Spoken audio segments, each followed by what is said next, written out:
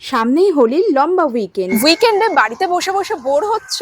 এদিকে শান্তিনিকেতন পুরুলিয়ায় প্রচণ্ড ভিড়। চিন্তা করো না, কলকাতা থেকে সকাল সকাল বেরিয়ে পড়ো, রাস্তাতেই সেরে নাও ব্রেকফাস্ট। মাত্র 4 ঘন্টা ট্রাভেল করলেই তোমরা পৌঁছে যাবে মন্দির নগরী বিষ্ণুপুর। বিষ্ণুপুরে এসে উঠতে পারো WBTDCL এর প্রপার্টিতে। তারপর রেডি হয়ে বেরিয়ে পড়ো সাইট সিন করতে। প্রথমেই দেখে নাও দলমাদল কামান। এটা মল্লরাজাদের সময়কার সব থেকে বড় কামান। দলমাদল কামান দেখে চলে এসো মৃন্ময়ী মাতার মন্দির দর্শন করতে।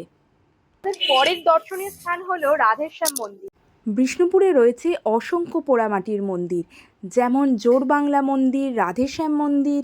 প্রতিটা মন্দিরেই রয়েছে অপূর্ব কারুকার্য। আর বিষ্ণুপুর এলে অবশ্যই দর্শন করে নিও মদনমোহন মন্দির। একদিনের ট্যুরের জন্য বিষ্ণুপুর কিন্তু ভীষণ ভালো জায়গা। ফ্যামিলি বন্ধুবান্ধব নিয়ে ঘুরে আসতেই পারো। আমাদের বিষ্ণুপুর ট্যুরের লাস্ট সাইট সিইং স্পট হচ্ছে রাসমঞ্চ। বিষ্ণুপুর এলে অবশ্য দ্রষ্টব্য রাসমঞ্চ। রাসমঞ্চ থেকে আমার তো অনেকটা লখনৌয়ের ভুলভুলাইয়ের কথা মনে পড়ে গেল। আর যদি শনি রবিবার যাও, সেক্ষেত্রে ঘুরে দেখে নিতে পারো বিষ্ণুপুরের পোড়ামাটির হাট। আর ফেরার সময় বাড়ির লোকেদের জন্য সুভেনির হিসাবে কিছু কিনে নিতেই পারো।